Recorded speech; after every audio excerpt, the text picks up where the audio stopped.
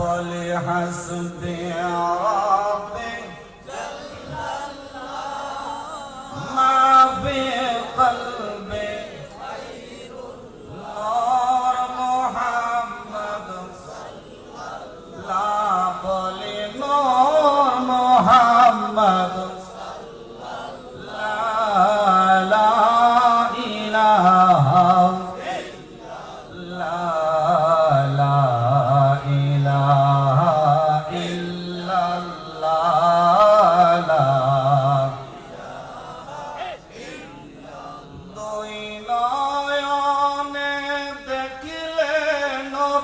আপনার দুই নয়নে দেখিলে নবী তোমায় দোজখ হারাম হয়ে যায় লা ইলাহা ইল্লাল্লাহ লা ইলাহা ইল্লাল্লাহ লা ইলাহা ইল্লাল্লাহ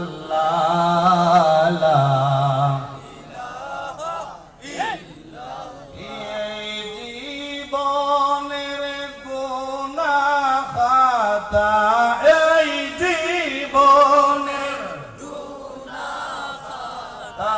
মাফ কর গো তুমি আল্লাহ লা ইলাহা ইল্লাল্লাহ লা ইলাহা ইল্লাল্লাহ লা ইলাহা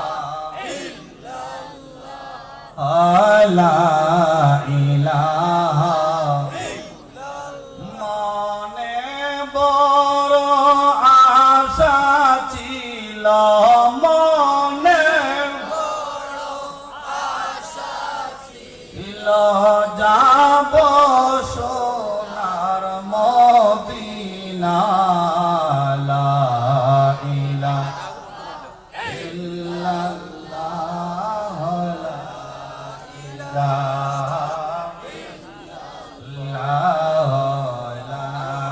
ইলাহা ইল্লাল্লাহ লা ইলাহা লা ইলাহা ইল্লাল্লাহ মুহাম্মাদুর রাসূলুল্লাহ সাল্লাল্লাহু তাআলা আলাইহি ওয়াসাল্লাম। ত্রিপুরা যুব আহলে সুন্নাত ওয়াল জামাতের উদ্যোগে শানে রিসালাত সম্মেলন ওয়াজ ও দুআর মাহফিলের সম্মানিত সভাপতি পীরে কামেল ওলে কামেল খলিফায়ে হুজুর কাজী শরা রামপুর শাহ সুফি আলহাজ হযরত মাওলানা সৈয়দ মুফিদুল হুসাইন নুরি রেজভি সাহেব কিবলা বারাকাল্লাহু তাআলা ফি হায়াতি শুকর ওয়া আল্লাহুম্মা আমিন। আজকের মাহফিলের সম্মানিত সহ সভাপতি ওলি কামেল আলহাজ হযরত মাওলানা সৈয়দ মিসবাহুর রহমান সাহেব হিজিম আসাম বারাকাল্লাহু তাআলা ফি হায়াতি শুকর ওয়া আল্লাহুম্মা আমিন।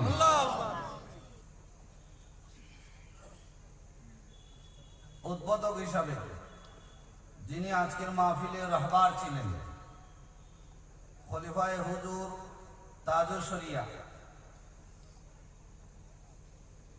হযরতুল আল্লামা সৈয়দ ফয়জান রাজা হাসানি নুরি আজহারি রামপুর ইউপি বারাকাল্লাহু তাআলা ফি হায়াতি সকলে বলে আল্লাহুম্মা আমিন। আজকের মাহফিলের যিনি প্রধান অতিথি, আমি যিনার নাম শুনে আরো বেশি আগ্রহ হয়ে সাক্ষাৎ করার জন্য এসেছি। হুজুরের মহব্বতে আসলাম। পীরে কামেল ওলিয়ে কামেল শাইখুল হাদিস আলহাজ হযরতুল আল্লামা সালিমুল হক লস্কর সাহেব হাইলাকান্দি, আসাম।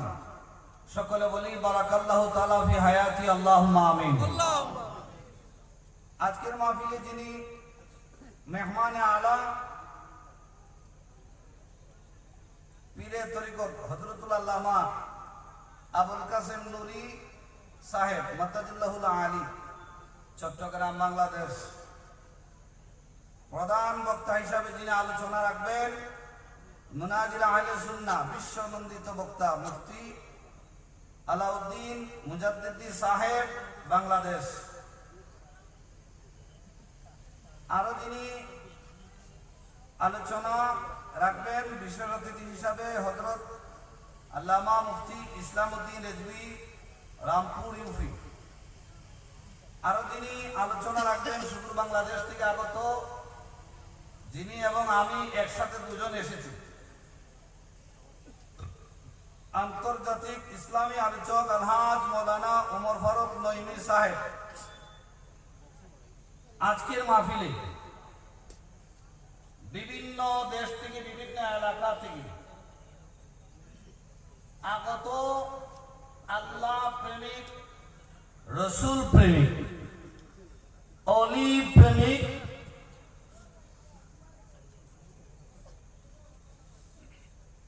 মুরব্বিয়ানে কেরাম, যুবক ভাইরা, আদরের প্রাণ প্রিয় ছাত্রবৃন্দরা, পর্দার অন্তরাল থেকে যারা আমাদের আলোচনা শুনতেছেন, পর্দানিশীন আমার মা এবং বোনেরা, সকলের কাছে আমার সালাম, আসসালামু আলাইকুম ওয়া রাহমাতুল্লাহ।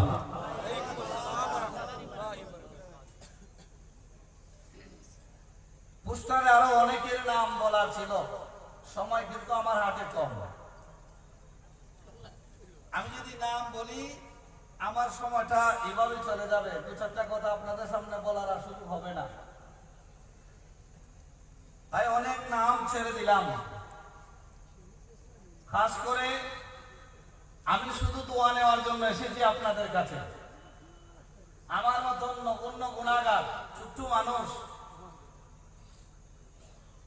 আপনাদের হাজারো মানুষের সামনে, ট্রেনের মধ্যে আমার বাবার বয়সী, সময় বয়সী অনেক জ্ঞানীগুণী রয়েছেন, ওলামায়ে কেরাম রয়েছেন, আপনাদের সামনে কি আলোচনা করব।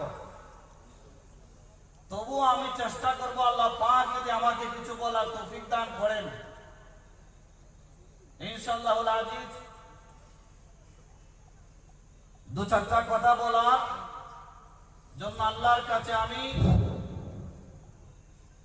সম্মানিত ভলান্টিয়ার ভাইরা, আপনারা সবাই তাড়াতাড়ি অতি সত্বর আমাদের অফিসের পাশে চলে আসুন। আমাদের আজকের এই জলসার প্রধান বক্তা আল্লামা মুফতি আলাউদ্দিন জিহাদি সাহেব বর্তমানে ধর্মনগরে চলে আসছেন। ওনাকে রিসিভ করার জন্য সবাই সারিবদ্ধভাবে এখানে বাইক নিয়ে চলে আসুন তাড়াতাড়ি। আমরা এখনই বের হয়ে যাব ওনাকে রিসিভ করার জন্য।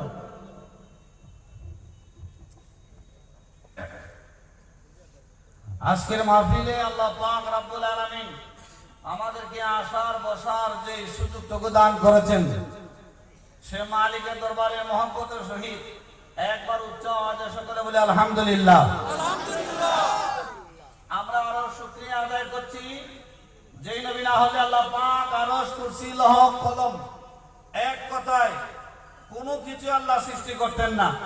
সেই নবী পাকের উম্মত হিসাবে আল্লাহ পাক আমাদেরকে কবুল করেছেন, তাই শুকরিয়া আদান আরেকবার উচ্চ আওয়াজে বলে আলহামদুলিল্লাহ। আলহামদুলিল্লাহ বললে আল্লাহ খুশি হন না বেজার হন? আলহামদুলিল্লাহি রাব্বিল আলামিন। শুধু রাব্বিল আলামিনের ছোট্ট একটি ব্যাখ্যা তাফসীর ইবনে কাবীরের মধ্যে আল্লামা ইমাম ফখরুদ্দীন রাজি আলাইহি রহমত খুব সুন্দর করে একটা আলোচনা আনছেন।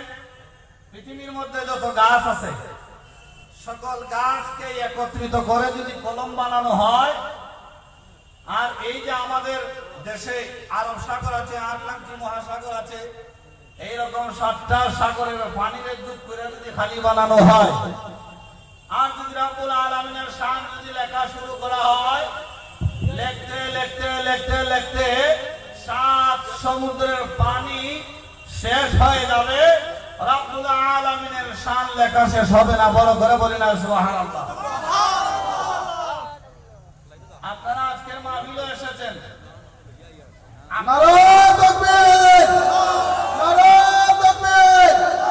আজকের জলসার মহামান্য সভাপতি হযরত মাওলানা সৈয়দ মফিদুল হোসেন সাহেব, আজকের জলসার সভাপতি হযরত মাওলানা মফিদুল হোসেন সাহেব, হযরত মাওলানা মফিদুল হোসেন সাহেব, ইব্রাহিম আহলে সুন্নাত ওয়াল জামাত, ইব্রাহিম আহলে সুন্নাত ওয়াল জামাত।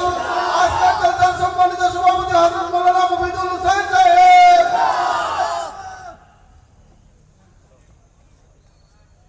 সকলে বলে মারহাবা।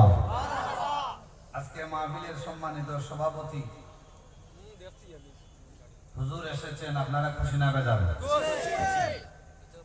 কি বলছিলাম, আপনারা মাহফিলে এসেছেন না আল্লাহ এনেছেন? এসেছেন না আল্লাহ পাক এনেছেন? তাবরানী মুজামুল কবিরের মধ্যে আছে, আল্লাহর হাবিব ইরশাদ করেন, কোন মানুষ যদি গড় থেকে নিয়ত করে বের হয়ে যায়, কোন মানুষ যদি গড় থেকে নিয়ত করে বের হয়ে যায়, কোথায় যাবে? কোন দিনই মাহফিলে, দিনই কোন অনুষ্ঠানে, কোন মাসালা শেখার জন্য।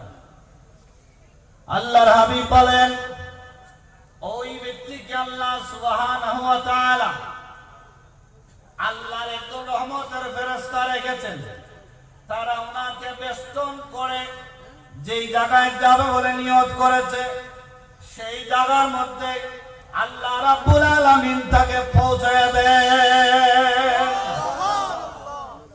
বড় করে বলি না সুবহানাল্লাহ। তাহলে আপনারা যারা নিয়ত করে করতে থেকে বাইরে হইছেন যে আজকে মাহফিলও দেইমু, আপনাদেরকে আল্লাহ রহমতের ফেরেশতারা বেষ্টন করিয়া জায়গা মতে পৌঁছায় দিয়েছে, বলি না সুবহানাল্লাহ। এই মাহফিলের মধ্যে আপনারা যে এসেছেন, আপনাদের লাভ হইছে না লস হইছে?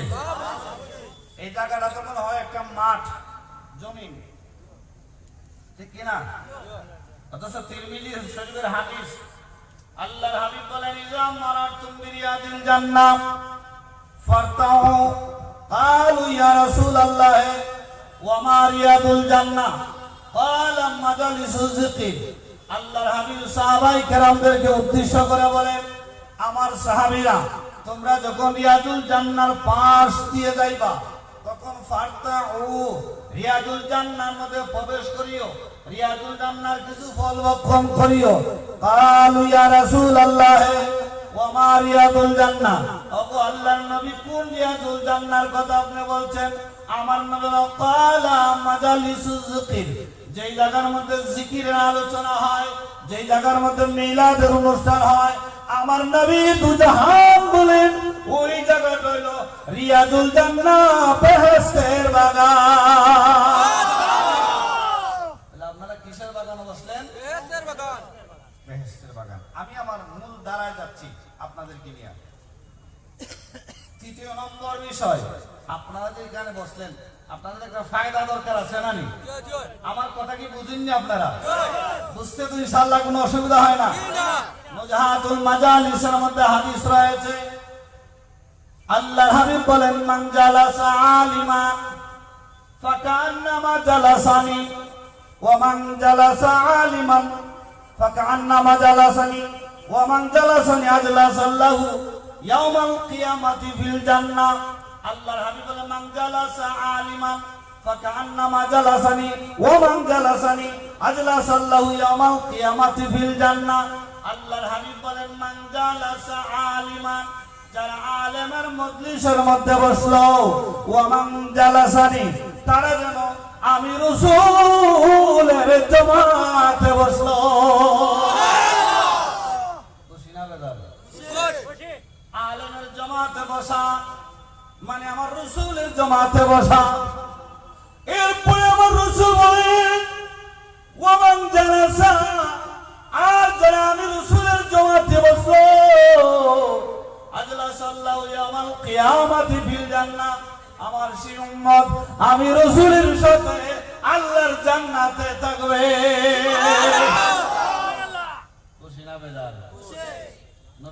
জান্নাত থাকতে কারা কারা রাজি আছেন হাতটা উঠায় দেখান তো দেখি। নারায়ে তাকবীর, নারায়ে রিসালাত, আহলে সুন্নাত ওয়াল জামাত জিন্দাবাদ, সুন্নি মহাসম্মেলন জিন্দাবাদ। হাত নামান। এই হাত যদি আপনারা উঠিয়ে আল্লাহকে দেখিয়ে দিয়েছেন, মদিনার রাসূলের দরবারে রেকর্ড হয়ে গেছে। কথা বলেন ঠিক কিনা? আমরা রাসূলের সাথে জান্নাত থাকতে রাজি আছি তো ইনশাআল্লাহ। এই গ্রামের মধ্যে কবরস্থান আছে না? আছে না? ইনশাআল্লাহ। কবরস্থান নাই এমন কোন গ্রাম পাওয়া যাবে? কবরস্থান আছে। আজকে যে আপনারা মাহফিল করাইলেন, এই গ্রামের কবরস্থানের মুর্দাগুনের অন্তত কিছু লাভ হয়েছে না লস হয়েছে বোঝার দরকার আছে না? আল্লাহর হাবিব নজাহাতুল মাজালিসের মধ্যে হাদিস আল্লাহর হাবিব বলেন, ইযা মারাতাল আলিমু আওয়াল মুতাআল্লামু আলা ক্বরিয়াতিন রাফাল্লাহুল আযাবা আন মাকবারাতিহা 40 ইয়াওমা। চিৎকার মেরে বলি না সুবহানাল্লাহ। আমার নবী নূরের নবী হায়াতুন নবী কয় উম্মত, ইযা মারাতাল আলিমু, কোন আলেম আউল মুতাআল্লামু অথবা তালিবুল ইলম মাদ্রাসার ছাত্র, আলা কারিয়াতিন গ্রামের কোন রাস্তা দিয়ে যদি হাঁটে, সুবহানাল্লাহ, গ্রামের কোন রাস্তা দিয়ে যদি হাঁটে, রাফাল্লাহুল আযাবা, ওই গ্রামের যে কবরস্থান রয়েছে আল্লাহ কবরস্থানের কবরের আযাব উঠিয়ে নেয়। সুবহানাল্লাহ। আন মাকবারাতিহা 40 ইয়াওমা, আমার নবী বলে 40 দিনের জন্য মুর্দাগণের কবরের আযাব বন্ধ থাকে। তাহলে মাহফিল, আজকে মাহফিল আলেম ওলামারা আইতাছেন নি বিভিন্ন দেশ থেকে, বাংলাদেশ থেকে, আপনাদের দেশ থেকে, বিভিন্ন এলাকা থেকে আলেম ওলামারা এই মাহফিল আইতাছেন, গ্রামের রাস্তা দিয়ে ঢুকতেছেন। তাহলে গ্রামের কবরস্থানে যারা যে সমস্ত মাইয়াতগণ শায়িত আছে এদের লাভ হইছে না লস হইছে? তাহলে মাহফিল করাইলে লাভ হয় না লস হয়? আমার নবী বলেন, ইযা মারাতাল আলিমু আওয়াল মুতাআল্লামু আলা ক্বরিয়াতিন রাফাল্লাহুল আযাবা আন মাকবারাতিহা 40 ইয়াওমা। আলেম অথবা মাদ্রাসা ছাত্র তালিবুল ইলম গ্রামের কোন রাস্তা দিয়া যদি হাঁটে, গ্রামের কোন রাস্তা দিয়া যদি চলাচল করে, আমার নবী হায়াতুন নবী জিন্দা নবী বলে, ওই গ্রামের কবরস্থানের মধ্যে যে সমস্ত মুর্দাগণ শায়িত, আল্লাহ রাব্বুল আলামিন ওই আলেম অথবা তালিবুল ইলমের কদমের ইজ্জতে আল্লাহ 40 দিনের জন্য কবরের আযাব বন্ধ করে দেয়। এই আমার বাবা, আমার বন্ধুরা, আসুন আমরা সেই নবীর উম্মত হয়ে, আমরা সেই নবীর উম্মত হয়ে আজকে মাহফিলের মধ্যে বসলাম। শোনো একটি ঘটনা তাফসীর ইবনে কবির থেকে বলছি। আল্লাহর নবী সারহুল্লাহ আলা নবীনা আলাইহিস সালাতু ওয়াস সালাম একদিন একটা কবরস্থানের কিনার দিয়ে যাচ্ছিলেন। হঠাৎ করে দেখেন একটা কবরের মৃত্যু ব্যক্তিকে কবরের মধ্যে আযাব দেওয়া হচ্ছে, শাস্তি দেওয়া হচ্ছে। নবীগণ উম্মতের কবর কি হয় তাদের নিজ চোখ মুবারক দ্বারা দেখতে পারে। কথা বলেন ঠিক কিনা? বিশ্বাস আমাদের আছে না নাই? আল্লাহর নবীগণকে আল্লাহ ক্ষমতা দিছে কি দিছে না? আজকে এই জায়গার মধ্যে বসে আমার নবীর উপরে যারা দরুদ শরীফ পড়েছেন, দালাইলুল খায়রাত নামক কিতাবের বাংলাটার 49তম পৃষ্ঠায় আর আরবিটার মুকদ্দমার মধ্যে রয়েছে, আল্লাহর নবী হায়াতুন নবী বলে, আমার একজন আশিক উম্মত রয়েছে, তারা পৃথিবীর যে কোনো প্রান্ত থেকে যদি আমি রাসূলের উপরে দরুদ শরীফ পড়ে, আমার ওই উম্মতের দরুদের আওয়াজ আমি রাসূল আমার নিজের কান মুবারক দ্বারা শুনি। শুধু তাই না, শুধু তাই না, আমার উম্মত কোন দেশ থেকে দরুদ পড়ে, তার নাম কি, তার বাবার নাম কি, আমি রাসূল তাও জানি, বলি না সুবহানাল্লাহ। তার নবীগঞ্জ আল্লাহ ক্ষমতা দিছে কি দিছে না? ইন্নাল্লাহ কাদ রাফালিয়াদ দুনিয়া, আমার আলোচনাটা অন্যদিকে চলে যাচ্ছে। ইন্নাল্লাহ কাদ রাফালিয়াদ দুনিয়া ফানা আনজুরু ইলাইহা ওয়া ইলা মা হুয়া কাইনুম ফিহা ইলা ইয়াউমিল কিয়ামাতি কান্নামা আনজুরু ইলা কাফি হাযিহি। চিৎকার মেরে বলি না সুবহানাল্লাহ।